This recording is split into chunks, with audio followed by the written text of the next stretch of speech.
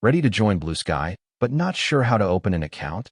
I'll walk you through the full setup process right now. Start by opening the BlueSky app on your phone or visiting the official BlueSky website from your computer. Once the homepage loads, click or tap the Sign Up button to begin creating your account. Enter a valid email address and create a secure password when prompted. After that, choose a username and handle, which will be your public identity on the platform. Follow the on-screen instructions to continue the setup process. Once you submit your details, BlueSky will send a verification link to your email. Open your inbox, find the verification email, and click the link inside it. After verifying your email, return to BlueSky to complete any remaining profile details, such as adding a profile picture or bio.